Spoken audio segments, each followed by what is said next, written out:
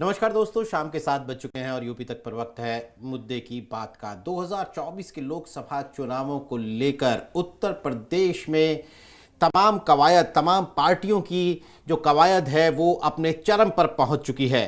क्या मायावती इंडिया गठबंधन का हिस्सा बनेंगी, ये एक बड़ा सवाल बना हुआ है। इंडिया गठबंधन में सीटों का बंटवारा आखिर कैसे होगा, ये एक और सवाल है जिसे लेकर हर रोज कांग्रेस पार्टी, समाजवादी पार्टी, जयंत चौधरी की पार्टी, इन पार्टियों को इस सवाल का सामना करना पड़ता है। बीजेपी 22 जनवरी को होने वाले प्राण प्रतिष्ठा समारोह के सहारे क्या वही बम्पर जीत हासिल करेगी जो पिछली बार की थी, या उससे भी आगे निकल जाएगी? मायावती का क्या होगा, जैसा मैंने पहले पूछा। जयंत चौधरी इस सारे खेल में एक बड़े अहम खिलाड़ी बने हुए हैं कि पश्चिमी यूपी की जो पूरी पॉलिटिक्स है वो जयंत चौधरी के इर्द गिर्द घूमती है। कभी उनके बीजेपी में जाने की चर्चा उड़ती है और कभी वो इंडिया गठबंधन के एक मजबूत खिलाड़ी के तौर पर खुद को पेश करते हुए नजर आते हैं। तो जयंत चौधरी अगर इंडिया गठबंधन के साथ बने हुए हैं, जैसा कि अभी तक बने ही हुए हैं, तो वो कितनी सीटें इस सीट बंटवारे में ले पाएंगे, और फिर उससे बड़ा सवाल कि उनमें से वो कितनी सीटें जीत पाएंगे। क्या चंद्रशेखर को कुछ मिलेगा? ये तमाम सवाल हैं जिनके इर्द गिर्द अब आने वाले 70-80 दिनों की पॉलिटिक्स उत्तर प्रदेश की घूमने वाली है। इन तमाम सवालों के जवाब हम हर रोज़ अपने मेहमानों के ज़रिए दोस्तों आप तक पहुंचाने की कोशिश करते हैं। और वो जो मूल सवाल है कि आखिर 2024 में उत्तर प्रदेश की 80 सीटों में क्या होगा, और फिर चूंकि केंद्र की सत्ता का रास्ता इन्हीं 80 सीटों से होकर जाता है, तो क्या वो फिर से बीजेपी उस रास्ते पर अपनी मंजिल तक पहुंचेगी उस रास्ते पर चलते हुए, या विपक्ष इंडिया गठबंधन कोई कमाल दिखा पाएगा? आज हम बात करेंगे जयंत चौधरी की पॉलिटिक्स पर। आखिर जयंत चौधरी को कितनी सीटें इस गठबंधन में सीट बंटवारे में मिल सकती हैं, और उसमें से कितनी सीटें जयंत चौधरी जीतने वाले हैं?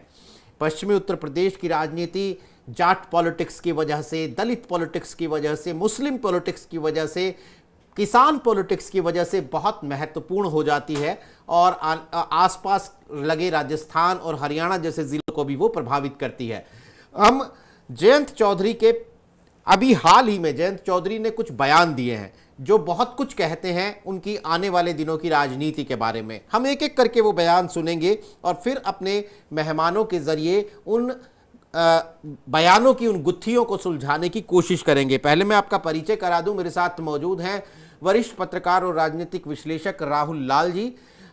इसके अलावा आस मोहम्मद वरिष्ठ पत्रकार हमारे साथ जुड़े हैं, जो कि पश्चिमी उत्तर प्रदेश की राजनीति पर खासतौर पर हमसे बात करेंगे। जयंत चौधरी की पॉलिटिक्स को बहुत नज़दीक से और बहुत दिनों से आस मोहम्मद फॉलो करते हैं। कुमार अभिषेक हमारे ब्यूरो चीफ और एडिटर लखनऊ से, वो भी हमारे साथ जुड़ेंगे। सबसे पहले आपको मैं सुनवाता हूं जयंत चौधरी का एक बयान जो उन्होंने सीट बंटवारे को लेकर दिया। बागपत में जयंत चौधरी थे और उनसे यह पूछा गया कि इंडिया गठबंधन में सीट बंटवारे को लेकर चल क्या रहा है। पहले आप सुनिए वो बयान, फिर हम आगे बढ़ते हैं। नहीं, कोई संख्या पे कोई बात नहीं है। दावे होते रहते हैं कि हमने 12 मांगी, 18 मांगी, और ये देखो काम तो हमें सब जगह करना पड़ेगा। दावा क्या है? मैं लोकदल के कार्यकर्ताओं से कहता हूँ, गठबंधन आपसे कुछ क्यों करेगा जब तक आपकी तैयारी बूथ तक हर जगह नहीं होगी। और वो तो चिंता मत करो, बागपत जहाँ खड़े हैं हमें ही लड़ना है। यहाँ पे तो कुछ ठीक हो जाएगा, बढ़िया होगा। ये चर्चा है कि मुजफ्फरनगर से चारू जी और यहाँ से आप उतरेंगे। नहीं, ऐसी को चारू की कोई लड़ने की इच्छा नहीं। राहुल लाल जी, दो महत्वपूर्ण बातें जयंत चौधरी ने कही हैं। पहली बात तो ये कि उनसे ये पूछा गया कि आप कितनी सीटों पर दावा ठोक रहे हैं। उन्होंने कहा कि इंडिया गठबंधन में अभी सीट बंटवारे को लेकर बात नहीं हुई है। कभी हमें लेकर कभी 12 सीटें कही जाती हैं, कभी 18 सीटें कही जाती हैं। यानी एक तरीके से उन्होंने अपना एक मिनिमम नंबर जो है वो इस बयान में दिया है। 12 सीटें उन्होंने कही, 12 से 18 सीटों की उन्होंने बात की। और एक और महत्वपूर्ण बात कि उनसे जब पूछा गया कि आप कहाँ से लड़ेंगे, तो जयंत चौधरी ने यह कहा कि बागपत में हम खड़े हैं तो बागपत से चुनाव यहीं से हम लड़ेंगे। मेरा सवाल आपसे यह है कि राजस्थान चुनावों में हमने देखा, असेंबली इलेक्शंस में, कि कांग्रेस पार्टी ने महज एक असेंबली सीट जयंत चौधरी को दी, जयंत चौधरी ने उस पर अखिलेश यादव की तरह कोई आपत्ति नहीं की, शराफत से वो सीट लड़ दी, हालांकि वो वहां से हार भी गए। तो तमाम चर्चाएं ये हुई कि जयंत चौधरी जो हैं वो अपने गठबंधन के साथियों के साथ बहुत एग्रेसिव पॉलिटिक्स नहीं करने वाले हैं। लेकिन मुझे लगता है कि असेंबली इलेक्शन यानी विधानसभा चुनाव तो बीत गए, अब बात लोकसभा चुनाव की है और अब यह बात पश्चिमी यूपी की है, जो कि कर्म भूमि है जयंत चौधरी की और उनके परिवार की। यहां पर हमें वो सॉफ्ट, नरम, विनम्र जयंत चौधरी नहीं दिखाई देंगे। वो अपनी सीटों को लेकर दावा ठोकेंगे, जैसा कि बागपत को लेकर अभी से उन्होंने कह दिया भाई यहां से तो मैं चुनाव लड़ूंगा। आपको क्या लगता है कि जयंत चौधरी पश्चिमी उत्तर प्रदेश में कितनी सीटें सीट बंटवारे में पाएंगे, या फिर उनकी सौदेबाजी किस हद तक होगी?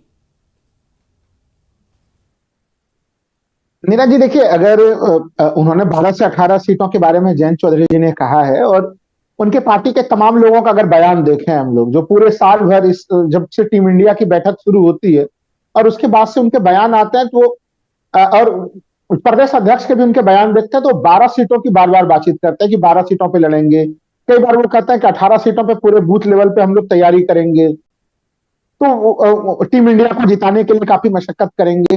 तो ये देखिए, विधानसभा ये चीजें तो स्पष्ट है कि वो एक बड़े नंबर को लेके वो 12 से 18 बोल रहा है, लेकिन 12 सीटों की दावेदारी की वो बात कर रहे हैं। स्पष्ट है कि जब गठबंधन है और गठबंधन में आप एक बड़ा नंबर पहले ही नहीं कहेंगे, तो फिर आपको सीटें बिल्कुल जो है कि मिल नहीं पाएंगी।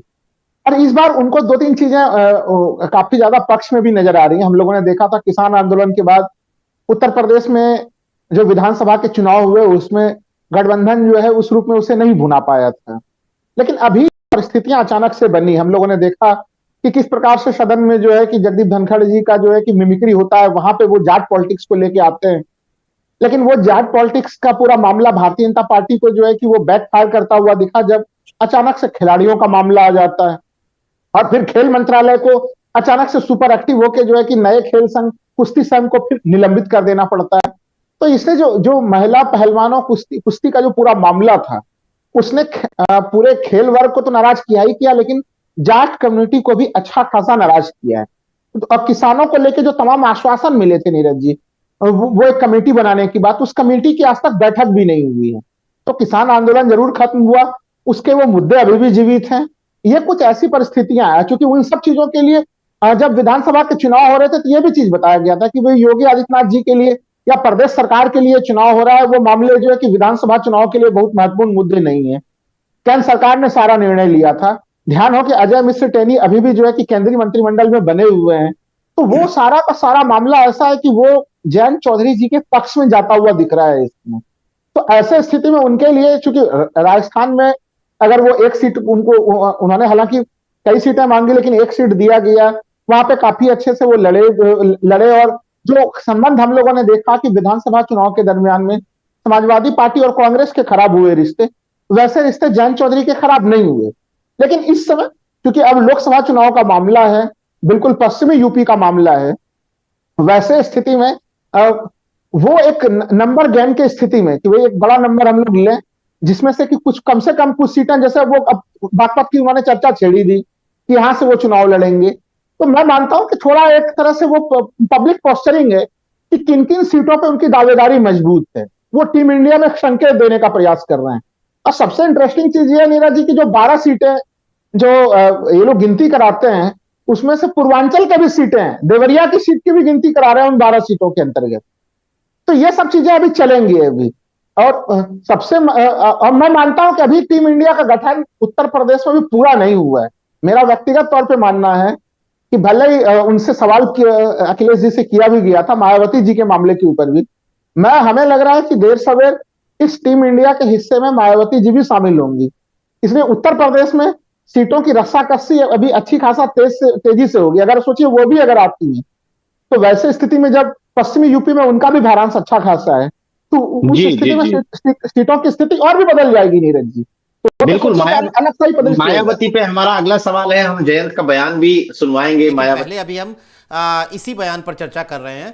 आस मोहम्मद साहब, मैं आपसे समझना चाहता हूं, पहले हम अपने दर्शकों को बता दें कि पश्चिमी यूपी में मथुरा, बागपत, कैराना, मुजफ्फरनगर, नगीना, बिजनौर, गाजियाबाद, अमरोहा, ये सब वो सीटें हैं जिन पर जयंत चौधरी की पार्टी का दावा माना जाता है। हालांकि 2019 के लोकसभा चुनाव की अगर बात करें तो 3 सीटों पर लड़े थे जयंत चौधरी की पार्टी 3 सीटों पर लड़ी थी, मथुरा, बागपत और मुजफ्फरनगर, और तीनों सीटों पर वो हार गए थे। मुजफ्फरनगर से चौधरी अजीत सिंह हारे थे जो उनके पिता हैं, और बागपत से खुद हारे थे जयंत चौधरी, और मथुरा से कुंवर नरेंद्र सिंह उनके एक प्रत्याशी थे जो कि चुनाव हारे थे। आसिफ मोहम्मद, मेरा आपसे सवाल है कि खास तौर पर वो जो बयान में जयंत चौधरी ने कहा कि बागपत में हम खड़े हैं, आप चिंता मत करिए, यहां से तो हम ही लड़ेंगे, तो भैया सीट बंटवारा तो हुआ नहीं अभी, बागपत से आप पिछली बार के हारे हुए उम्मीदवार हैं, इस तरह से फ्रंट फुट पर आकर अपना दावा ठोक रहे हैं, तो क्या हम ये माने कि जयंत चौधरी जितने विनम्र या सॉफ्ट हमें पिछले दिनों में नजर आए हैं, अब जब लोकसभा के लिए सीट बंटवारा होगा तो वो अपना दावा ठोकेंगे, और वो जो सीटें हम अपने दर्शकों को बता रहे हैं क्या वो वही सीटें हैं? हाँ, धन्यवाद नीरज जी। देखिए, बागपत पे अगर वो ये कह रहे हैं कि हम यहाँ से चुनाव लड़ेंगे, तो ये कोई उन्होंने बहुत अशिष्ट या बहुत अहंकार वाली कोई बात नहीं कही है। वो डिजर्व करते हैं बागपत से लड़ना। गठबंधन का जो गणित है और जिस प्रकार से बातचीत हो रही है, उसमें यह है कि जिन सीटों पर विपक्ष की पार्टी लीडिंग रही है वहां पर उसी पार्टी का कैंडिडेट लड़ेगा। मान लीजिए कहीं समाजवादी पार्टी का कैंडिडेट जो है वो लीडिंग रहा है, सब सर्वाधिक वोट विपक्ष में उसने प्राप्त की है, तो वहां उसकी दावेदारी है। तो चूंकि बागपत पर चौधरी जयंत सिंह जो है चुनाव लड़े थे, और वो जो चुनाव हारे थे वहां भी और मुजफ्फरनगर में भी, वो घंटों रसाकसी चली थी। मतदान केंद्र में भी मतगणना के बाद भी हंगामा होता रहा था, और लगातार दोनों लोग, बहुत नजदीक का चुनाव का अंतर था 6,000 की जीत का, तो एक जगह 3,000 एक जगह 4,000, तो वो बाद में भी उन्होंने इस पर आपत्ति की थी। लोकदल के लोग ये मानते हैं कि हम वो सिर्फ जीत चुके थे, लेकिन जबरदस्ती प्रशासन ने हमको वो हराया, इसलिए उनकी दावेदारी जो है वो जायज है। वो जो भी बात कह रहे हैं उसमें उनकी बात का समझ में आती है। लेकिन वो जो चर्चा आपने, जिन सीटों का नाम आपने गिनाया, बहुत बधाई आपको, अच्छी रिसर्च आपकी है। मगर हमारे पास जो समझ में आती हैं चीजें स्थानीय लोगों से बातचीत में, वो ये आती है कि 6 सीटें पर लोकदल जो है वो चुनाव लड़ेगी। अब वो 12 मांगते हैं, 18 कहते हैं, या वो लड़ने के लिए तो 80 लड़ लें। लेकिन स्थिति ये है कि हमारे वेस्ट यूपी में चलता है कि भाई हम तो फाड़ तो दें कितना भी, लेकिन वो नापेंगे कितना, और दुकान में सामान कितना है, तो ये वाली स्थिति है। और 6 सीटों से अधिक चुनाव लड़ने की उनकी स्थिति है नहीं। एक सीट ऐसी है जो समाजवादी पार्टी इसको मांग रही है बहुत मजबूती से, और समाजवादी पार्टी की ही दावेदारी उसमें है, और वो है कैराना की सीट। लेकिन वहां बहुत भयंकर दबाव ये बन रहा है कि इकरा हसन जो है वो आरएलडी के टिकट पर चुनाव लड़े। अगर इकरा हसन आरएलडी के टिकट पर चुनाव लड़ती है तो वो पहली सीट होगी, लोकदल जिसे जल्दी जीतने की स्थिति में आ जाएगा। उसका कारण यह है कि जाटों की सहानुभूति वो आरएलडी की तरफ है, आरएलडी का जो निशान है उसको लेकर के उनके मन में सहजता रहती है, जबकि जो समाजवादी पार्टी का चुनाव चिन्ह होता है उसको कुछ कुछ जाट जो है वो असहज हो जाता है। यहाँ जो सबसे ज्यादा चर्चा है वो इस बात की है कि बहुजन समाज पार्टी अगर गठबंधन में आ जाती है तो फिर रालोद जो है वो 7 और 6 सीटों के बाद नीचे जा सकती है, 4 सीटों पर रह सकती है। और ये वाली बात जो है वो बहुत मजबूत है। लोगों का मानना है कि अगर वो चाहते हैं कि देश में एक व्यवस्था परिवर्तन हो, सरकार बदलाव आए, जो विपक्ष के लोग हैं, तो उनका यह मानना है कि बसपा का वो उत्तर प्रदेश में गठबंधन में शामिल होना निहायत ही जरूरी है। अगर ऐसी स्थिति आती है तो 50 से 45 सीटों पर भारतीय जनता पार्टी को रोका जा सकता है। नहीं तो ये जो आंकड़े आपके पास आ रहे हैं 70, 75 सीटों के, तो भारतीय जनता पार्टी 75 सीटें वो जीत सकती है। ये कोई हवाई इस तरह का माहौल दिखाई देता है। समाजवादी पार्टी का जो लोकदल के साथ में तालमेल है, अगर आप कहेंगे तो कुमार अभिषेक साहब बैठे हैं, बहुत सीनियर, उनके पास आंकड़ेबाजी के मास्टर हैं, तो बाद में भी इस बारे में बात करेंगे। लेकिन अगर आप कहेंगे तो आज मैं आपको सिलसिलेवार किस लोकसभा सीट पर कौन प्रत्याशी होगा, क्या इक्वेशन है, और हमारे पास समय रहा तो संभवतः वो समझाने की कोशिश करूंगा। पहले की स्थिति है कि चौधरी जयंत सिंह जो कह रहे हैं बात के बिल्कुल पक्के हैं। वो जो 18 सीटों की बात कर रहे हैं वो एक प्रकार की पजलिंग है, पजल्ड करने वाली बात है, वो उनकी योजना का हिस्सा नहीं है। ऐसे ही मजे लेने के लिए या माहौल को परखने के लिए या चर्चा में आने के लिए उन्होंने कह दी है। ऐसी कोई स्थिति मुझे तो उनके पदाधिकारियों में, उनके हालांकि वो खुद भी नहीं कह रहे, वो हवाला दे रहे हैं कि पत्रकारों को ही वो कह रहे हैं कि भैया आप लोग कभी 12 सीटें कह देते हो, कभी 18 सीटें कह देते हो, लेकिन अभी सीट बंटवारा को लेकर कोई बात हुई नहीं है। खैर, हम आपसे जो आपने बात कही कि हम वो आगे आपसे चर्चा करेंगे सीट वाइज भी। हमारे साथ हैं कुमार, हम जयंत चौधरी की पूरी आने वाले दिनों की राजनीति पर बात कर रहे हैं। दरअसल जयंत चौधरी ने बागपत में एक बयान दिया, जब उनसे पूछा गया कि भाई आप कहां से चुनाव लड़ेंगे, तो उन्होंने कहा मैं तो बागपत से चुनाव लड़ूंगा। अभी सीट बंटवारा हुआ नहीं है, कौन किसके हिस्से कितनी सीट आएंगी ये पता नहीं है, लेकिन जयंत चौधरी ने एक तरीके से अंगद की तरह अपना पैर बागपत की सीट पे तो रख दिया है। मेरा सवाल आपसे यह है कि राजस्थान के चुनाव में हमने देखा कि कांग्रेस पार्टी ने महज 1 सीट दे दी, 5-6 सीटें मांग रहे थे असेंबली इलेक्शन में जयंत चौधरी, लेकिन गठबंधन में 1 सीट मिली, उसी पे लड़ लिए। अखिलेश यादव की तरह कोई बयानबाजी भी नहीं की, बहुत ही सॉफ्ट विनम्र नजर आए। लेकिन लगता है कि पश्चिमी यूपी के लिए जब सीटों का बंटवारा होगा लोकसभा चुनाव के लिए, तो हमें जयंत चौधरी का वो रूप देखने को नहीं मिलेगा। शायद जयंत चौधरी का दावा जो यहां होगा वो मजबूती के साथ होगा, राजस्थान की तरह शराफत के साथ नहीं होगा। आपको क्या लगता है?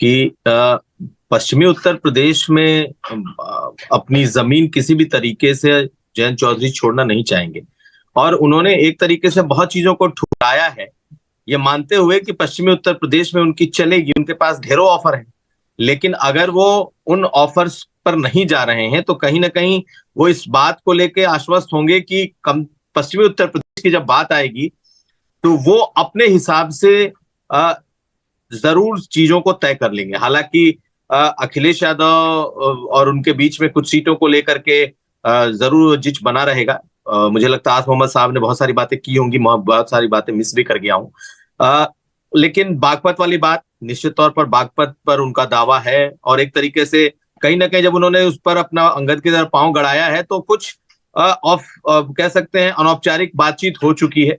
और मुझे लगता है कि बसपा भी, समाजवादी पार्टी भी वैसे सीटों पर बहुत ज्यादा जोर नहीं देने जा रही, जो उसे मालूम है कि ये सीट आरएलडी तो जीत सकती है, सपा उस सीट को नहीं जीत सकती। तो अगर उन्होंने बागपत की बात कह दी तो फिर आप मान लीजिए कि कुछ ना कुछ इस पर चर्चा हो चुकी है।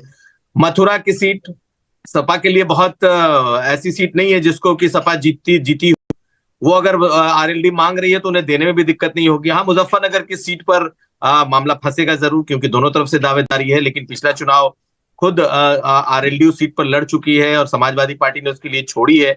ऐसी स्थिति में क्या उसका निकलता है आखिर में, ये इस पर नजर रहेगी। लेकिन मुझे लगता है ऐसी सीटों पर आखिर में आरएलडी अपने दावे के साथ, मजबूत दावे के साथ जाएगी। जाहिर है कैराना की बात उन्होंने की, ये एक ऐसी चीज है, हालांकि इकरा हसन का जो अपना कंफर्ट लेवल है या फिर उस बिरादरी का जो कंफर्ट लेवल है वो अखिलेश यादव से ज्यादा है, और उस इलाके में समाजवादी पार्टी ने अपने आप को एक तरीके से कल्टीवेट भी किया हुआ है। तो वहां पर वो देखना होगा कि क्या सचमुच वो आरएलडी को छोड़ते हैं या नहीं, किस तरीके का दबाव बनता है।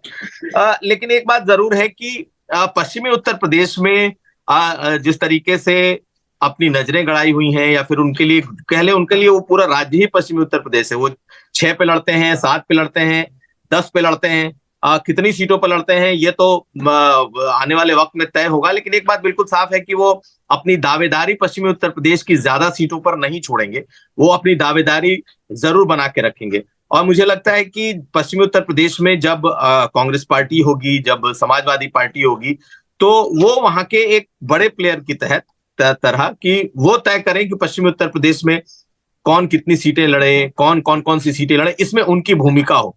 मैं ये नहीं कह रहा कि वो तय करेंगे, लेकिन इस भूमिका को वो निभाना चाहेंगे कि भाई आरएलडी जब मजबूती के साथ खड़ी है और आरएलडी आपको हर जगह मदद कर रही है, यहाँ तक कि जो इंडिया गठबंधन की मीटिंग हुई, इस मीटिंग में भी अखिलेश यादव के साथ कोई खड़ा दिखाई दिया तो जयंत चौधरी खड़ा दिखाई दिए। तो कुल मिलाकर के मुझे लगता है कि जयंत चौधरी के साथ सीटों का जो बंटवारा है वो कोई बहुत प्रॉब्लमेटिक नहीं होने वाला है। सपा को भी मालूम है कि वो कौन सी सीटें लड़ेंगे, कौन सी सीटें जीतेंगे, कौन सी सीटें उनकी जेन्युइन डिमांड है, और इनको भी मालूम है। और जैसा कि आस मोहम्मद कह रहे हैं कि 6 6 सीटें वो पर भी वो मान सकते हैं, या 6 सीटें तो हर हाल में लड़ेंगे। तो 6 सीटें सपा के लिए भी देना बहुत मुझे नहीं लगता है कि कोई बहुत मुश्किल वाला बात है। हाँ, अगर वो 15-20 सीटें मांग लेते तो जरूर उसमें प्रॉब्लम होती, या 12-15 मांगते, लेकिन 6, 7, 8, 9, 10 के आसपास भी सीटें अगर देते हैं तो वो मुझे नहीं लगता कि बहुत ज्यादा आरएलडी और जी सपा के सीट बंटवारे में कोई ज्यादा प्रॉब्लम आएगी। नीरज जी बिल्कुल। आरएलडी, सपा और कांग्रेस शायद इस सीट बंटवारे में तो लेकिन अगर मायावती भी आ गई तो क्या होगा? इसीलिए जब मायावती के इंडिया गठबंधन में शामिल होने की बात की जाती है तो अखिलेश भी उखड़ जाते हैं। इसीलिए जब मायावती के इंडिया गठबंधन में होने की बात जयंत चौधरी से पूछी जाती है तो वो भी, उनके अंदाज भी जो है वो तल्ख नजर आते हैं। आप जरा सुनिए कि मायावती को लेकर उनसे जब सवाल पूछा गया तो जयंत चौधरी ने क्या कहा। खबर वाले, मीडिया वाले खूब चला रहे हैं कि हमने उनको जो है ठोकर मार, कभी बयान सामने आया? उनसे भी पूछो क्या वो आना चाहती हैं कि नहीं, क्या जबरन कोई ले लो? उनकी मंशा होनी चाहिए ना उनकी। वो खुद साहब पहले दिन से कह रही हैं कि हमारी कोई मंशा नहीं है, तो फिर सवाल कहाँ से बनता है? हम क्यों उनकी चर्चा करेंगे फिर, जब उनकी तरफ से कोई ऐसा बयान नहीं आया कि इंडिया में वो आना चाहती हैं? आप क्यों सोच रहे हैं कि इंडिया की बैठक हुई कुछ? दरअसल जयंत चौधरी से पूछा गया कि 19 तारीख की इंडिया गठबंधन की बैठक में अखिलेश यादव ने और आपने वीटो लगा दिया कि मायावती तो नहीं आएंगी इंडिया गठबंधन में। तो इस पर बड़े तल्खअंदाज में, या कहें कि जयंत चौधरी ने जो जवाब दिया, उन्होंने कहा कि भाई कोई मायावती से जाकर पूछिए कि वो आना चाहती हैं कि नहीं आना चाहती हैं, हम उन्हें ज़बरदस्ती तो ला नहीं सकते हैं। और बार बार आप ये बात करते हैं और इंडिया गठबंधन में उन्हें लेकर बात हुई या नहीं हुई, ये इस बारे में हमें बात नहीं करनी चाहिए क्योंकि वो दरवाजे के पीछे की मीटिंग थी। यानी कुल मिलाकर वो जो अपना उनका एक आदतन एक विनम्र स्वभाव है, इस सवाल पर वो तो नज़र हमें नहीं आया अमीश। तो इसका मतलब है कि मायावती को लेकर बहुत सहज नहीं दिखते हैं। जी नीरज जी शुक्रिया। ये तो मतलब एक तरह से चौंकाव है थोड़ा, क्योंकि जिस जयंत चौधरी को अभी तक हम लोग देखते आ रहे थे, मैं राहुल जी आपके पास सवाल लेने आऊँगा, लेकिन एक जयंत चौधरी ने एक अपनी जो भूमिका तय की इंडिया अलायंस में, उन्होंने एक ऐसे नेता के तौर पर खुद को डेवलप किया कि जो इंडिया अलायंस को विस्तार देने वाली सोच का नेता समझ में आ रहा था। मतलब अब तक ये अप्रोच हमें समझ में आ रहा था कि जयंत चौधरी भी चाहते हैं या आरएलडी भी चाहती है कि मायावती इस अलायंस का हिस्सा हो, इंडिया अलायंस का। स्ट्रांगली कांग्रेस के अंदर लोग हैं जो चाहते हैं कि मायावती इस अलायंस का हिस्सा हो जाए।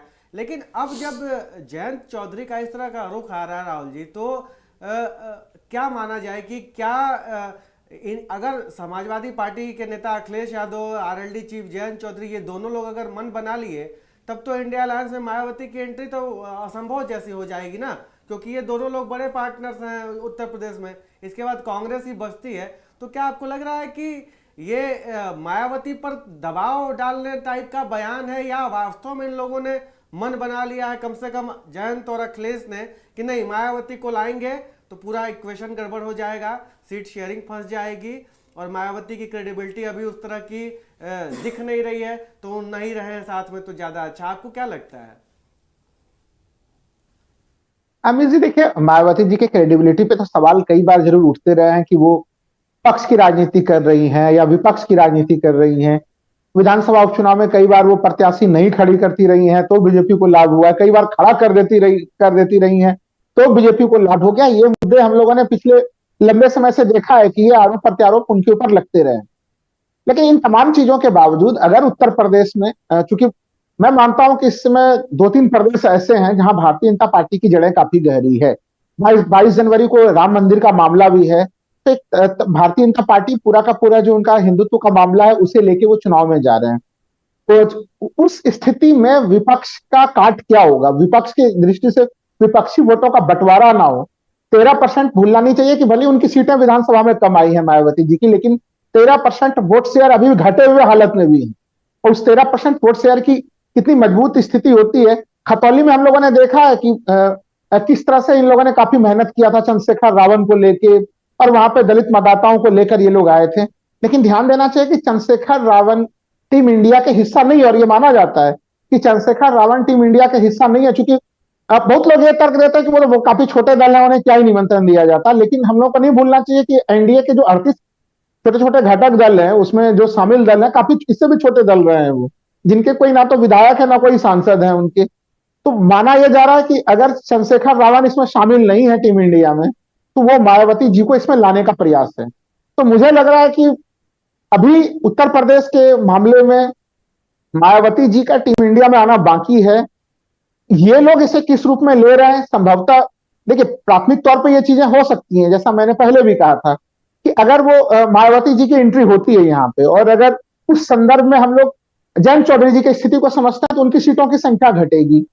और लेकिन जो राष्ट्रीय लोकदल के जो अलग अलग लोग हैं, वो लोग बिल्कुल तैयार हैं, और बस मोहम्मद साहब की इस बात से मैं सहमत हूं कि वो लास्ट में 4 सीटों के आकर भी समझौता करने के लिए तैयार है। ऐसा नहीं है कि वो उनकी डिमांड कोई बहुत बड़ी है। तो मायावती जी के एंट्री में भले ही आज उनकी प्रतिक्रिया हम लोगों को तल्ख दिख रही है, लेकिन अंततः जो डिमांड है वो बहुत बड़ी नहीं है, और वो आके वहां पे एडजस्ट हो सकता है। प्रारंभिक तौर पे कुछ तनाव के बिंदु बन सकते हैं। उनके आने को लेके इस तरह से अखिलेश यादव रिएक्ट करेंगे, वो उन्होंने अपना माइंडसेट क्या बनाया हुआ है, क्योंकि 2019 के लोकसभा चुनाव में उनके एक तरह से उनका वोट तो ट्रांसफर हो गया था मायावती जी की तरफ, उनके तरफ नहीं आ पाया था और गठबंधन तुरंत से टूट गया था। तो वैसे हालांकि मायावती इस बात को मानती नहीं है। वो कहती है कि हमारा वोट ट्रांसफर हुआ था, अखिलेश यादव नहीं करा पाए थे। अमीश जी देखिए, वो तो 10 और 5 जो सीटें हैं वही स्पष्ट कर दी है, लेकिन उस गठबंधन का एक चीज तो हम लोगों को मानना पड़ेगा कि भारतीय जनता पार्टी की सीटों की संख्या घटी थी। तो उस दृष्टि से टीम इंडिया में अगर उस जमाने में भी अगर ये लोग 15 सीट लेके आ गए थे, 2019 का चुनाव भी एक तरह से जो है कि वो राष्ट्रवाद के बड़े मुद्दे पे था वहां पे वो चुनाव, और इनको मैं मानता हूं अच्छी खासी सफलता थी इनकी। तो इस बीच में अगर लॉन्ग टर्म दृष्टि से सोचे तो मायावती जी की उपस्थिति का तब कांग्रेस आधिकारिक रूप से साथ में भी नहीं थी इनके। बिल्कुल, कांग्रेस तो साथ में भी नहीं थी, उस पूरे गठबंधन में नहीं थी कांग्रेस। तो अभी अगर कांग्रेस भी शामिल होती है, समाजवादी पार्टी, बसपा, और तो ये सारा जो एक फलक बनता है उत्तर प्रदेश में, इससे भारतीय जनता पार्टी की सीटों की संख्या गारंटी के साथ घटेगी, इसे कोई भी समझ सकता है। भारतीय जनता पार्टी भले ही राम मंदिर के मामले को जितना भी उठाए, लेकिन अगर आप मायावती जी को बाहर करते हैं तो इनकी स्थिति कमजोर हो जाती है। तो उस स्थिति में हमें लग रहा है कि बीजेपी को हराने के लिए उस पॉलिसी के अंतर्गत, और जो नारा भी दे रहे हैं, मान लीजिए अखिलेश यादव पीडीए का नारा दे रहे हैं, दलित को लेके वो चल रहे हैं वो, और मुझे लग रहा है 2019 में वोट ट्रांसफर की स्थिति में अमीश जी दिक्कत हुई थी, लेकिन आज के समय में उपचुनाव में हम लोगों ने देखा कि दलित वोट का जो है कि वो समाजवादी पार्टी के पास आया है। तो आज वो भी खतौली में भी देखा, खतौली में तो दिखा ये बात। अलग अलग जगहों पे हम लोगों ने देखा है कि वो वोट ट्रांसफर भी हो रहे हैं। तो 2019 में वो वोट ट्रांसफर नहीं हुआ, आज वो वोट ट्रांसफर होगा। तो अखिलेश जी को सोचना पड़ेगा कि अंततः उससे उनको भी लाभ मिलेगा। अब अखिलेश जी चाहे तो वो 80 की 80 सीटों पर लड़ लें, या फिर जयंत चौधरी भी लड़ लेंगे, लेकिन उसका कोई परिणाम नहीं आना है। अंततः इन्हें एक परिणाम भी लाना है। इनके हाथ में रिजल्ट क्या आ रहा है उत्तर प्रदेश जैसे जगह में 80 लोकसभा सीटों पर आप कैसे रोक पा रहे हैं। हमें लग रहा है कि प्रारंभिक तौर पर तनाव होंगे, लेकिन अंततः चीजें मैनेज कर ली जाएगी इसे, अगर ये लोग प्रयास करेंगे। चलिए आस भाई, मैं आपके पास आता हूं। मायावती का जब भी जिक्र होता है तो उत्तर प्रदेश में याद किया जाता है। एक अभिनव प्रयोग था। अभिनव प्रयोग इसलिए लोगों को लगा क्योंकि लोगों को लगता था कि कभी बसपा और सपा एक साथ आ ही नहीं सकते हैं, लेकिन वो आए और उन्होंने चुनाव लड़ा। लोग कहते हैं, ये भी एक्सपर्ट्स जो सियासत के हैं, कि बड़े देर से गठबंधन हुआ, इस वजह से कार्यकर्ताओं के बीच में, वोटर्स के मन में जो एक मतलब असर पड़ना चाहिए था गठबंधन का, वो उतना नहीं पड़ पाया। लेकिन इस बीच उत्तर प्रदेश की सियासत में भारी बदलाव देखने को मिला है। भारी बदलाव इस सेंस में कि बीजेपी दूसरी बार सरकार रिपीट कर लेगी 2022 में, और उसी चुनाव में ये भी हुआ कि अखिलेश यादव का वोट शेयर बढ़कर 37% हो गया। अपना वोट शेयर बढ़ के 37% हो गया, जो कि कभी 29-30% के आसपास हुआ करता था। जाहिर तौर पर अखिलेश यादव ने पीडीए का जो नारा दिया है, उसमें वो दलित वोट भी कुछ न कुछ जोड़ रहे हैं। स्वामी प्रसाद मौर्य जैसे नेता है उनके पास, जो लगातार बयानबाजी उस तरह की कर रहे हैं। तो और अखिलेश एक तरफ थोड़ा सा उनके ऊपर नरम हाथ ही रखते भी नजर आए हैं कि भाई एक तरह की छूट है, एक दलित सियासत, दलित वोटों की एक सियासत वो कर रहे हैं। तो जब ये बात अब इंडिया अलायंस पर हम आए, अगर 2024 के चुनाव में जयंत चौधरी भी चंद्रशेखर आजाद को साथ लेकर चल रहे हैं पश्चिमी यूपी में, अखिलेश यादव पूर्वी यूपी में जो दलित वोटर्स हैं उनको इस प्रकार से साध रहे हैं, जैसा अभी मैंने कुछ देर पहले कहा। तो क्या ये दोनों नेता जानबूझकर मायावती को इस अलायंस से दूर रखने की में जुट गए हैं कवायद में, जो कि इनके बयान से रिफ्लेक्ट हो रहा है। लेकिन आप चूंकि अंदर की खबरें ज़्यादा रखते हैं, खास करके पश्चिमी यूपी की, तो आप हमें अंदर की बात बताइए कि क्या ये महज पोस्चरिंग है मायावती को झुकाने की, दबाने की, या उनको अपने पक्ष में लाने की, उनका मन बनाने की, या ये दोनों नेता ने मन बना लिया कि मायावती की एंट्री नहीं होनी चाहिए? देखिए, जैसे मायावती जी का जो आज तक की राजनीति का चरित्र है, उस हिसाब से वो दबने वाली लेडी तो है नहीं। ये कितना दबा ले, लेकिन मायावती की खूबी ये है कि वो दबाव में नहीं आती है। तो पहली बात तो ये है। ये जो आपका, अब दूसरी बात इसमें, चूंकि आपका सवाल अच्छा है तो अब डिटेल से इसका जो है वो करना पड़ेगा। देखिए, पीडीए की जहां तक बात है, दलित जो है वो आईडी के साथ है। आईडी है सामाजिक न्याय। सामाजिक न्याय की लड़ाई मायावती जी पिछले कुछ समय से लड़ने में कमजोर दिखाई दी है। दलित को लगता है कि सामाजिक न्याय की लड़ाई अखिलेश यादव चूंकि अधिक एग्रेसिव हैं, अधिक मुखर हैं, और वो स्वयं प्रसाद मौर्य का एक एपिसोड है कि वो उस मुद्दे को बढ़ाते हैं, उस इश्यू को आगे बढ़ाते हैं, और अखिलेश यादव उन पर कार्रवाई नहीं करते हैं। तो उनका भीतर से समर्थन है, बाहर से भी समर्थन दिखता है। तो इसलिए दलितों का एक वर्ग अखिलेश यादव के नजदीक जा चुका है। तो मायावती जी को यह प्रॉब्लम है कि एक वर्ग चला गया है तो अधिक भी जा सकता है। तो अखिलेश यादव को यह संभावना है कि मैं दलितों के बहुत बड़े हिस्से को अपने साथ ले आऊं, तो फिर मुझे मायावती जी की जरूरत क्या है। एक बात तो यह है जो दिखने लगा है, जगह जगह होने लगा है। अभी क्या है कि चंद्रशेखर यादव में, चंद्रशेखर आजाद में वो संभावना दिखाई देती थी कि ये बहुत सारे दलितों को ले आएंगे। लेकिन वो जो पिछले फेलियर है, राजस्थान का फेलियर है, कई फेलियर है, वो फेलियर के बाद में चंद्रशेखर आजाद जो है उन पर उस लेवल का भरोसा नहीं बन पा रहा है जिस लेवल का भरोसा बनाने की कोशिश हुई थी। लेकिन अभी अभी लेटेस्ट न्यूज ये है, बिल्कुल अंदर की नई खबर ये है कि समाजवादी पार्टी ने जो नगीना लड़ने की बात की थी और अपने जो एडीजे वो रिजाइन करा के लेकर आए थे, तो समाजवादी पार्टी के एक प्रवक्ता ने खुले तौर पर चंद्रशेखर आजाद का समर्थन कर दिया है नगीना में। और इस बात की संभावना अलग है कि अंदर से कोई बातचीत हुई है जिसमें चंद्रशेखर आजाद को वो कवर मिल सकता है और वो अकेले जाके वहां चुनाव लड़ सकते हैं। समाजवादी पार्टी के बड़े नेता अगर वो अकेले भी लड़े तो समाजवादी पार्टी के बड़े नेता वहां चुनाव प्रचार करने नहीं जाएंगे चंद्रशेखर आजाद के अगेंस्ट। तो ये एक कॉम्बिनेशन बन रहा है। अब जहां तक मायावती का प्रश्न है, देखिए आज एक बहुत अच्छी बात मैं बता रहा हूं, बिल्कुल देहात की और गांव की बात है। जब कोई प्रधान चुनाव लड़ता है गांव में, तो थानेदार जो है जिस प्रधान से मिला हुआ होता है, जिस प्रधान प्रत्याशी से मिला हुआ होता है, तो थानेदार उसके अगेंस्ट वाले प्रत्याशी को जो है वो रेड कार्ड जारी करता है और ये कह देता है बूथ पे दिखाई मत दे देना, ये तो टांगे तोड़ दूंगा। यहाँ गांव गांव देहात देहात ये बात फैल चुकी है कि ईडी जो है वो बड़ा कोतवाल है। और अभी ये स्थिति है कि चूंकि ये 3 राज्यों में जो चुनाव हुए हैं तो सब फूंक फूंक के कदम रख रहे हैं। सब में ये संभावना पैदा हो चुकी है कि कहीं मोदी जी वापस आ गए तो अभी वो डर है।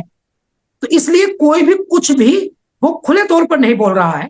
लेकिन आम लोगों को ऐसा लगता है कि चूंकि अगर मोदी जी को हराना है, सरकार को बदलना है, तो सबका एक साथ आना जरूरी है। लोकदल की जो स्थिति है वो ये है कि हम 4 लड़े, चारों जीते। वो इसलिए सोच रहे हैं हम 20 लड़के 1 जीते 19 हार जाए, इस स्थिति में वो नहीं आना चाहते। अखिलेश यादव जो है वो थोड़ा बहुत, बसपा को लगता है कि अखिलेश यादव जो है कि वो बसपा को नहीं लेना चाहते, ये लगता है। ऐसा नहीं है। अजय राय जो अभी कांग्रेस के, इत्तेफाक से मैं ऑन एयर बता रहा हूं, अभी मेरी अखिलेश यादव की बातचीत हुई, मुलाकात हुई, और अजय राय से बातचीत हुई, मुलाकात हुई, दोनों से मेरी मुलाकात अभी इसी एक ही सप्ताह में हुई है। तो अजय राय भी ये चाहते हैं कि बसपा गठबंधन में आ जाए। इन लोगों ने पैरोकारी भी की है ऊपर। अभी जो कांग्रेस के नेताओं को बुला करके बातचीत हुई थी तो उसमें बसपा को लेकर आने के लिए पैरोकारी भी हुई। और ये लोग सब मानते भी हैं कि बसपा को गठबंधन में जरूर आ जाना चाहिए। सब मिलकर लड़ेंगे तो ही स्थिति बन पाएगी। और अगर लोकदल और समाजवादी पार्टी मिलकर लड़ती है और बसपा अलग लड़ती है तो बहुत बड़ी बात कह रहा हूं, पूरे उत्तर प्रदेश में बसपा को बाहर रख करके पूरे उत्तर प्रदेश में 2-3 सीटें जीतना भी वो कठिन हो जाएगा गठबंधन के। बड़ी टिप्पणी है आपकी आसमत भाई। कह रहा था जब आपने 1 हफ्ते के अंदर 2 बड़े नेताओं से मुलाकात कर ली, तभी मैं कह रहा था कि आपके पास अंदर की खबरें रहती हैं। कुमार अभिषेक जी, मैं आपके पास आता हूं। जो बात आस मोहम्मद कह रहे हैं कि बसपा अगर नहीं आई तो 2-3 सीटें निकालना मुश्किल हो जाएगा, ये तो चलिए चुनाव के बाद नतीजे से पता चलता है, इस तरह का प्रेडिक्शन हम क्या करें। लेकिन जो बात जयंत चौधरी कह रहे थे, अभी जयंत चौधरी का बयान हमने सुनवाया अपने दर्शकों को कि यह बात आप मायावती से जाके पूछिए ना कि वो आना चाहती है कि नहीं आना चाहती है। और जो अंदर खाने से खबरें आई कि जयंत चौधरी ने, अखिलेश यादव, दोनों लोगों ने मिलकर वीटो किया है मायावती को, तो इसका आपको क्या मतलब समझ में आता है कि क्या ये दोनों नेता चाहते ही नहीं है कि मायावती इस अलायंस में आए? इनकी चाहत ये है कि आए तो हमारे शर्तों पर आए और सीट उठ के लेके उस तरीके से दबाव न बना सके जैसा 2019 में उन्होंने बनाया था और इक्वल शेयर पर चुनाव लड़ा था। आपको क्या लगता है? मुझसे पूछ रहे हैं? जी जी जी। तो देखिए, मेरा मानना है कि जो आपने दूसरी लाइन कही कि देखिए एकदम से ना आए, ऐसा तो मुझे नहीं लगता कोई चाहता होगा, लेकिन आए तो हमारी शर्तों पर आए, आए तो झुक आए, आए तो एक सहयोगी दल की तरह आए, इस तरीके से ना आए कि वो आए और छा जाए। देखिए, ये मायावती इस तरीके से कॉम्प्रोमाइज करने वाली नेता है नहीं। एक बेशक उनका वोट शेयर घट के 13% पर आ गया है, बेशक उनके पास एक विधानसभा की सीट है, लेकिन दूसरे एंगल से अगर आप सोचें कि मान लें कि अगर इनके गठबंधन में आ भी हो जाती और टिकट बढ़ जाता है और वो 5-7 सीट जीत जाती है, आखिर उनको मिलेगा क्या? क्या बनेंगी वो सिर्फ अपने सांसदों की गिनती देखेंगी। मायावती ये नहीं चाहती है। मायावती को अगर आना है या मायावती को लाना है तो उनको बड़ा चीज देना ही होगा। बेशक उनका वोट शेयर घट गया है, बेशक आज उनका वो रुतबा नहीं रहा जो कभी बसपा का हुआ करता था, लेकिन एक चीज जो बसपा की नहीं टूटी है वो है उनके अपनी दलित प्राइड और उनकी दलितों के लिए जो जिसे कहते हैं ना रीढ़ की हड्डी, वो झुकने वाली नहीं है। बेशक वो बिल्कुल नीचे चली आए। तो ये मुझे साफ साफ इसमें दिखाई देता है, उनके स्ट्रेटजी में दिखाई देता है। भाई, अगर उनके साथ आज 12-13% दलित उनका जो कोर वोट मतदाता है वो अगर रुका हुआ है इतने के बाद भी, तो वो क्यों रुका हुआ है? वो वही देखता है ना कि मायावती के भी जब दिन बहुरेंगे या फिर बसपा कभी भी लौटेगी तो उनकी जो दलित प्राइड है वैसे ही सीधा खड़ी रहेगी जैसे वो रही है। लेकिन अगर वो झुक करके आएंगी तो फिर इनकी पॉलिटिक्स ही पूरी की पूरी दांव पर लग जाएगी। इसलिए मेरा मानना इसमें स्पष्ट है कि अगर मायावती को आना होगा तो देखिए, मायावती को लाने की कितनी जद्दोजहद चल रही है। कांग्रेस पार्टी अंदर से बात कर रही है, ये भी हम लोगों के पास खबर है। इतना होने के बाद भी प्रदेश कांग्रेस के जो अध्यक्ष हैं वो चाह रहे हैं कि आए। बेशक कांग्रेस पार्टी ने उस मीटिंग में ये कह दिया कि नहीं नहीं ऐसी कोई बात नहीं चल रही, लेकिन कांग्रेस का एक बड़ा धड़ा वर्ग चाहता है कि वो भी आए। लेकिन मायावती आएंगी तो अपनी शर्तों पर आएंगी, ये बात तो फैक्ट है। वो झुक के आने वाली नहीं है, जितना मैं समझ सकता हूं वो मुझे साफ साफ दिखाई देता है। तो आपने जो सवाल पूछा, मुझे लग रहा है कि वो आएंगी तो फिर बहुतों के जो आज जो समाजवादी पार्टी या फिर आरएलडी है, इनकी जो आज स्थिति बनी हुई है इस पर भारी पड़ जाएंगी, कम से कम ऑप्शन के लिहाज से। फिर चर्चा बसपा की ज्यादा होने लगेगी, फिर जीत के लिए बसपा को बताया जाने लगेगा कि बसपा आई तो जीत। तो बहुत सारे नेताओं का जो आज का बना हुआ माहौल है वो थोड़ा वो डिस्क्रेडिट होने लगेगा। मुझे लगता है समाजवादी पार्टी को जब लगने लगा है कि वो 37% वोट बिना बसपा के ला सकती है, अपने उस गठबंधन के साथ ला सकती है, बसपा का एक बड़ा वर्ग अपने साथ लेके आ सकती है, तो अगर बसपा ना भी आए तो उसका काम चलेगा। ये हम जैसे जो पॉलिटिकल लोग जो चर्चा करते हैं उन लोगों के लिए ये जरूर है कि हम जोड़ रहे हैं कि भाई 13% और 36% में जुड़ जाए तो ये 49% हो जाएगा और बीजेपी से सीधा मुकाबला होगा। लेकिन ये इतना आसान नहीं है। बहुत मुश्किल से अखिलेश यादव ने वो जगह बनाई है जब वो विपक्ष के सबसे बड़े नेता, सबसे बड़े दल, सबसे बड़े वोट शेयर लेकर के अभी तक का वो आए हैं। और अगर वो मायावती को एंट्री देते हैं तो फिर उनको अपने से ऊपर या अपने बराबर के नेतृत्व को स्वीकार करना होगा। और क्या अखिलेश यादव इसके लिए तैयार है? दूसरी बात, आरएलडी का जो सवाल है, जहां तक मुझे लगता है, देखिए आरएलडी ठीक है, बहुत जयंत चौधरी जो है बहुत रिफाइंड और बहुत संयमित पॉलिटिक्स करते हैं।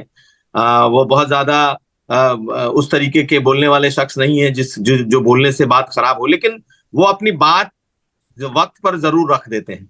तो उस मीटिंग में जो बात हुई, तो उस मीटिंग में उन्होंने कुछ बातें कह दी जो निश्चित तौर पर समाजवादी के साथ की बातें थी, और ऐसा लग रहा था कि भाई उनका भी कहना ये साफ साफ दिखाता है कि ये लोग फिलहाल मायावती की एंट्री ब्लॉक कर रहे हैं।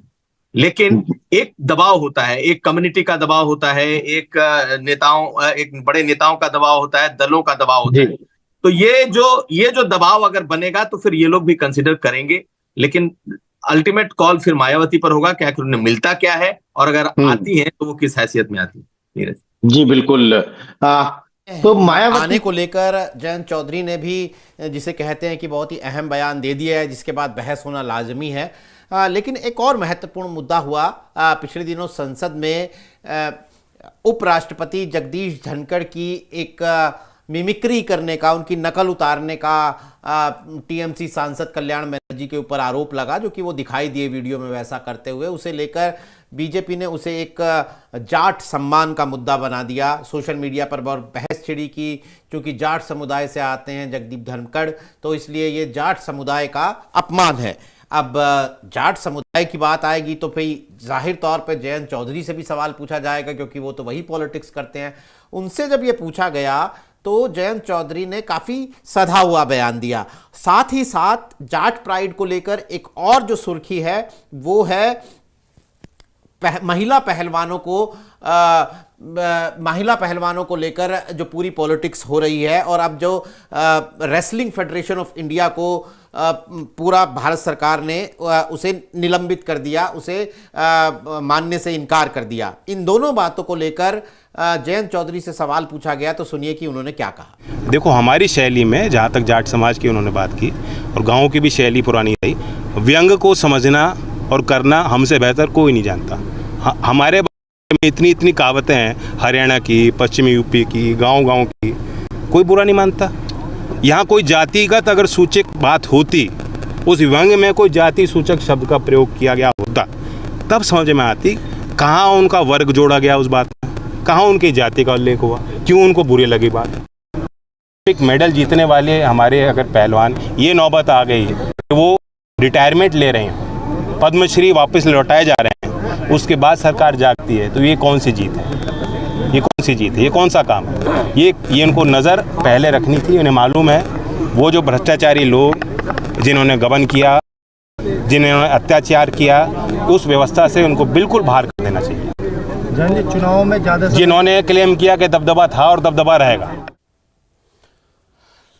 जगदीप धनखड़ के सवाल पर जयंत चौधरी कह रहे हैं कि भैया देखिए, ये तो एक व्यंग का विषय है, और व्यंग को जो बहुत नकारात्मक भाव से नहीं लिया जाना चाहिए। कुल मिलाकर जो लोग ये उम्मीद कर रहे थे कि चूंकि ये जाट समुदाय के सम्मान का मामला है, उपराष्ट्रपति की मिमिक्री करना, तो जयंत चौधरी इस पर उनका पक्ष लेंगे, लेकिन जयंत चौधरी ने ऐसा नहीं किया। वहीं दूसरी तरफ बृजभूषण शरण सिंह के मामले में, world wrestling federation of India को भंग करने के मामले पर उन्होंने भारत सरकार को कटघरे में खड़ा कर दिया जयंत चौधरी ने। उन्होंने कहा कि इतनी देर से क्यों किया गया ये फैसला। तो राहुल जी, मेरा आपसे ये सवाल है कि जाट सम्मान को लेकर ये दोनों प्रश्न हैं। एक पर जहां पर बीजेपी को घेरने की बात आती है, तो दोनों प्रश्नों पर जयंत चौधरी का रुख बदल जाता है। क्या उन्हें उपराष्ट्रपति के बारे में बयान देते समय क्या जयंत चौधरी को यह डर नहीं है कि उनका अपना वोट बैंक जो है जाट समुदाय का, वो उनसे नाराज हो सकता है, क्योंकि वो इसे बहुत ही एक हल्के में ले रहे हैं। वो कह रहे हैं कि ये तो व्यंग का विषय है और इसे कोई बुरा भी मान सकता है, कोई भला भी मान सकता है। सीधे तौर पर वो जाट समुदाय के सम्मान का विषय इसे नहीं मान रहे हैं। देखिए नीरज जी, पूरा जो प्रकरण रहा, चाहे उपराष्ट्रपति जी का जो मिमिक्री का मामला रहा, तो प्रारंभिक समय में अगर हम लोग देखें तो शुरुआत के समय में वो मामला में बीजेपी जो है कि वो फ्रंट फुट पे थी, और उन्होंने कहीं न कहीं ये प्रदर्शित भी किया और जाट समुदाय की सहानुभूति अपने तरफ वो बटोरने में सफल भी रहे।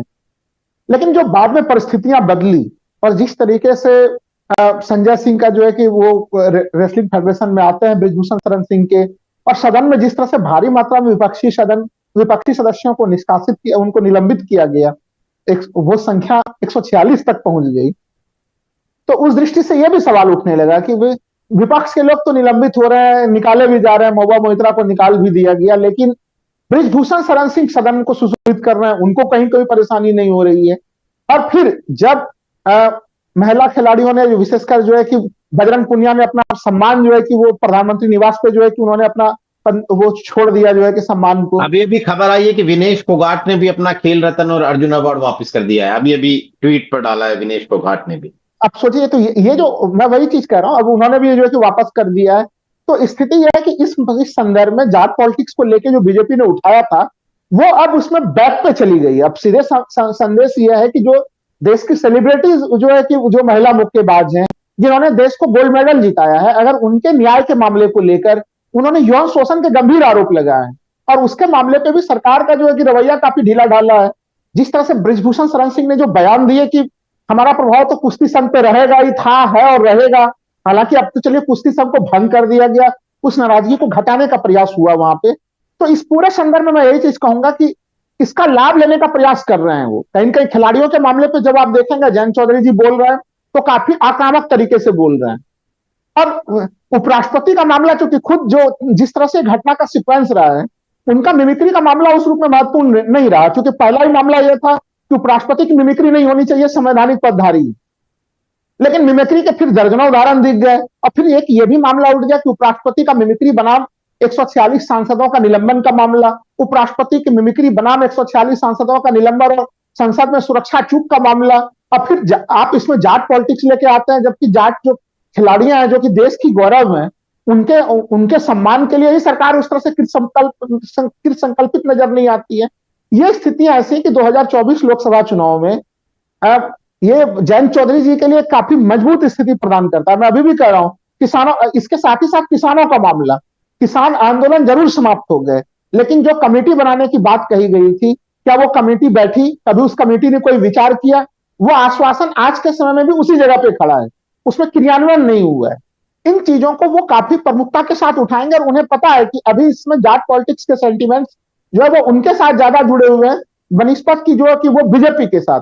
अगर बीजेपी ब्रजभूषण शरण सिंह के ऊपर आज कोई कार्रवाई कर देती है, उन्हें संसद से बाहर कर देती है, उनके ऊपर कुछ आपराधिक मामलों में और जो है कि कार्रवाई में गतिविधियों में तेजी आ जाती है, तो फिर ये परिस्थितियां पुनः पलट सकती हैं। लेकिन अभी ब्रजभूषण शरण सिंह के ऊपर केवल ये चीज करना कि तो फेडरेशन से उनकी दूरी बनाते हुए दिखाने का जो प्रयास है, इतना मामला पर्याप्त नहीं है नीरज जी। और दूसरा चीज, एक चीज मैं ये भी कहूंगा कि मायावती जी वाले मामले पे भी एक छोटी सी टिप्पणी और कहूंगा। देखिए, कांग्रेस के तमाम लोग जिन लोगों से बातचीत कीजिए, एक लंबे समय से ऑफ द रिकॉर्ड ये बातचीत मायावती जी के साथ चल रही है। जो ऑफ द रिकॉर्ड सूचनाएं आ रही हैं उसके अनुसार मायावती जी गठबंधन में आने के लिए तैयार हैं, और उनकी शैली वही होगी जो 2019 में रही थी, यानी चुनाव के घोषणा के दरमियान के आसपास के समय में ही उनकी एंट्री होगी। हाँ, ये सवाल एक महत्वपूर्ण सवाल है कि किन शर्तों पे वो आएंगी। तो इस बात पे मैं भी सहमत हूं कि वो कोई छोटे घटक दल के रूप में तो नहीं आएंगी। वो वोट शेयर जरूर घटा है, लेकिन कुमार अभिषेक जी के इस बात से मैं सहमत हूं कि वो कहीं न कहीं एक प्रमुख दावेदार, प्रमुख भूमिका के साथ ही उनकी एंट्री होगी। और जो अभी अस्तित्व की लड़ाई विपक्ष उत्तर प्रदेश में लड़ रहा है, अगर मान के चलिए कि अखिलेश यादव को अभी लग रहा है कि माहौल काफी अच्छा बड़ा सा दिख रहा है, लेकिन उन्हें तो ये उस दिन का भी इंतजार तो करना पड़ेगा ना नीरज जी, कि जब 2024 के लोकसभा के चुनाव परिणाम आते हैं। चुनाव परिणाम के दिन आप कितना परिणाम लेके आते हैं, ये भी तो उनके भविष्य को सुनिश्चित करेगा। तो अगर वो एक कमजोर गठबंधन में रहते हैं जिससे अंततः खूब सारे सीटों पर लड़े, तो आप बड़े नेता के रूप में दिखे, लेकिन अगर चुनाव परिणाम में लोकसभा में आपकी सीटों की संख्या काफी कम हो जाती है, तो फिर तक तो आप राजनीतिक नेपथ्य में चले जाते हैं। तो इन दृष्टियों से हमें लग रहा है कि एंट्री में थोड़ी बहुत कुछ तनाव के बिंदु बनेंगे, लेकिन मायावती जी के टीम इंडिया में एंट्री में ना तो बाधक बनेंगे अखिलेश यादव, ना तो बाधक बनेंगे जयंत चौधरी। बस एक छोटा जवाब आपसे चाहता हूं मैं कि पश्चिमी यूपी का जाट समुदाय क्या सोच रहा है। जगदीप धनखड़ की नकल उतारने के मामले में उसका सेंटिमेंट बीजेपी के पक्ष में है, या फिर बृजभूषण शरण सिंह के मामले में उसका सेंटिमेंट बीजेपी के अगेंस्ट है। एक मामला बीजेपी के अगेंस्ट जाता है, एक बीजेपी के पक्ष में जाता है। दोनों में से कौन सा भारी दिखता है आपको? छोटा जवाब। जी जी, मैं बहुत छोटा ही जवाब दूंगा, लेकिन चूंकि रियल ही बताऊंगा। जब 9th में पढ़ता था तो मैंने मंच पर जाकर के अपने कुछ टीचर्स की मिमिक्री कर दी, तो 4 टीचर्स तो खुश हुए, एक ने मेरी पिटाई कर दी। तो ये लोगों के अपने नजरिए की बात है। कुछ लोग जगदीश धनखड़ साहब के साथ हैं और कुछ लोग इसको मात्र मजाक मान रहे हैं। तो समाज में 2 तरह का इसमें नजरिया है। जी। और बृजभूषण शरण सिंह के मामले में क्या पश्चिमी यूपी में उसका कोई गूंज दिखाई देती है? ये सवाल ये सबसे महत्वपूर्ण सवाल है, ये है सवाल। ब्रजभूषण शरण सिंह के मामले में लोगों का ये मानना है कि जिस प्रकार से उनका जो वो वीडियो वायरल हुआ जिसमें वो ये कह रहे हैं कि दबदबा तो है, दबदबा तो रहेगा, तो उसके मीम बनाए जा रहे हैं, उसके रिटालिएशन में ये कहा जा रहा है कि दबदबा तो सिर्फ भगवान का रहेगा। यानी उससे बहुत नाराज है पहलवानों के साथ। जाट समुदाय में सारा जाट समुदाय पहलवानों के साथ खड़ा है। जी बिल्कुल। लगता है कि ये एक तरीके से फैसला सरकार का है कि रेसलिंग फेडरेशन ऑफ इंडिया के चुनाव को पूरी तरीके से रद्द कर दिया जाना, लेकिन क्या आपको लगता है कि ये मामला जो है वो बीजेपी की वोट की राजनीति को प्रभावित कर रहा था, इसलिए ये फैसला लिया गया? क्या सरकार या बीजेपी आपको बैकफुट पर नजर आती है ब्रजभूषण शरण सिंह के मामले में? निश्चित तौर पर बीजेपी पूरी तरीके से बैकफुट पर है, और बैकफुट उत्तर प्रदेश की वजह से नहीं, वो बैकफुट पर हरियाणा, पश्चिमी उत्तर प्रदेश, दिल्ली ऐसे राज्यों में भी चुनाव होने हैं। और जाटों, आवाज मिल रही है मेरी? जी जी। और बीजेपी इन वजहों से ज्यादा बैकफुट पर है। और एक बात और, जिस तरीके से ब्रजभूषण शरण सिंह ने एक तरीके से जीत की शोभा यात्रा उन्होंने निकाली दिल्ली से लेकर गोंडा तक, ये रास नहीं आया है। निश्चित तौर पर पहले का जो उनका पहले पहलवानों के साथ जो हुआ वो लगभग धीरे धीरे खत्म हो रहा था। और अगर यही संजय सिंह चुपचाप जीत करके फेडरेशन के अध्यक्ष बने होते तब शायद ये स्थिति नहीं होती। हालांकि तब भी नाराजगी थी क्योंकि वो पहले ही कह चुके थे कि भाई ये तो हमारा आदमी है, जीतेगा तो मैं जीतूंगा। लेकिन जिस तरीके से उन्होंने उसका प्रदर्शन किया, इसने आला कमान को नाराज कर दिया। और ये वजह है कि उनके जैसे शख्स को बुला करके एक तरीके से उनकी क्लास लगाई गई कि भाई आपने ऐसा क्यों किया, और उसके तुरंत बाद उन्होंने प्रेस कॉन्फ्रेंस करके अपने को अलग किया। तो कुल मिलाकर बीजेपी ने बहुत गंभीरता से लिया है, और उसकी पूरी वजह जो है वो वोट है, पूरी वजह उसकी सियासत है। मुझे लगता है कि जितना मैं ब्रजभूषण शरण सिंह को जानता हूं, वो 2 कदम पीछे तो हटे हैं, लेकिन एकदम से इस मुद्दे से अलग हो जाएंगे, मुझे ऐसा नहीं लगता अब भी। जी बिल्कुल। तो हमारी जयंत चौधरी उत्तर प्रदेश की और खास तौर पर पश्चिमी उत्तर प्रदेश की सियासत पर जो ये चर्चा थी उसका लब्बो लबाब ये है कि जयंत चौधरी 2024 के सीट बंटवारे में अपने हिस्से की सीटों को मजबूती से मांगेंगे, शराफत से जो मिलेगा उसे स्वीकार नहीं कर लेंगे। मायावती को लेकर अखिलेश यादव और जयंत चौधरी के बयान अभी तल्ख भले ही दिखते हों, लेकिन हमारे मेहमानों का मानना है कि उनके आने के दरवाजे अब भी इंडिया गठबंधन में खुले हुए हैं, देर सवेर हो सकती है। और ब्रजभूषण शरण सिंह के मामले में जो जाट समुदाय के सेंटिमेंट हैं वो कहीं ना कहीं बीजेपी को उनकी वजह से बैकफुट पर आना पड़ा है, और जयंत चौधरी की पॉलिटिक्स को ये सूट करता है, इसे वो फ्रंट फुट पर आकर इसका फायदा उठाना चाहेंगे, जो उनके बयानों में दिख भी रहा है।